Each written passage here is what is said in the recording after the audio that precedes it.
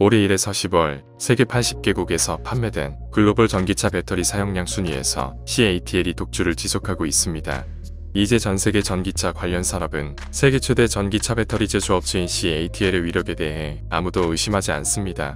그런데 다른 데도 아닌 중국 언론에서 아주 특별한 주장이 나왔습니다. CATL이 무리하게 사업을 확장해 헝다그룹과 같은 자금 위기에 빠질 수 있다는 겁니다.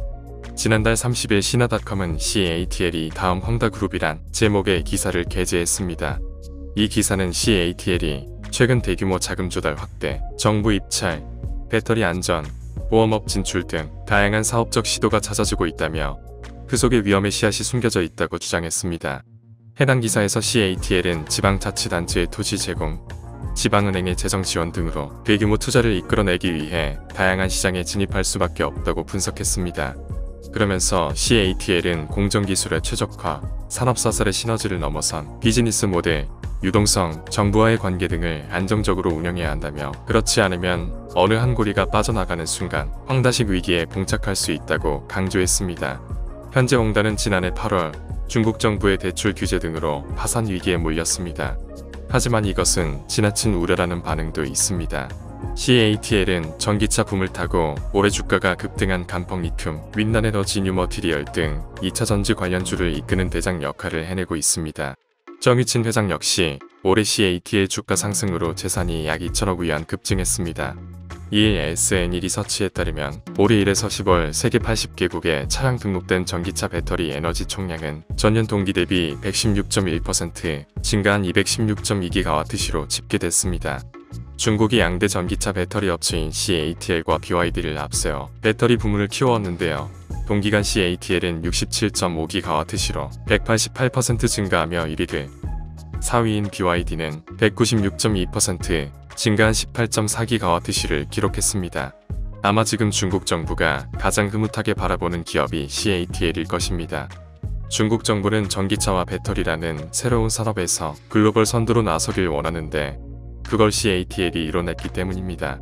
또한 글로벌 1위 자리를 굳히기 위해 CATL이 공격적으로 생산시설 확충에 나서면서 정의친 CATL 회장이 생산 현지를 방문하면 중국 지방정부 수장이 맨발로 뛰어나올 만큼 반기는 기업가가 됐습니다.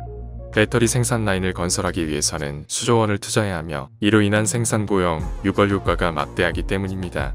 지금 중국 정부와 CATL은 누가 봐도 아주 사이가 좋은 친구입니다. 이는 중국의 부호 순위 변동을 봐도 알 수 있습니다. 정부의 영향력이 그대로 드러나기 때문인데요.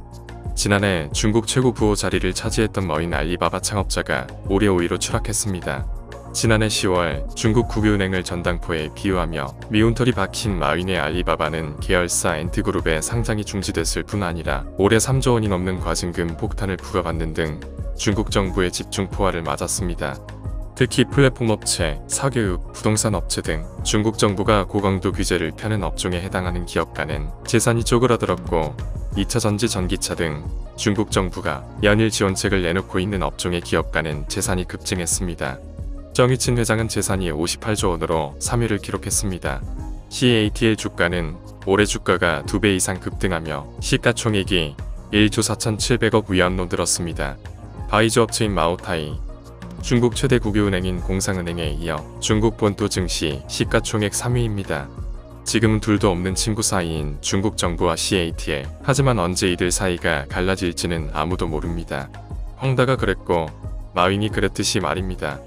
이상 업데이트부였습니다.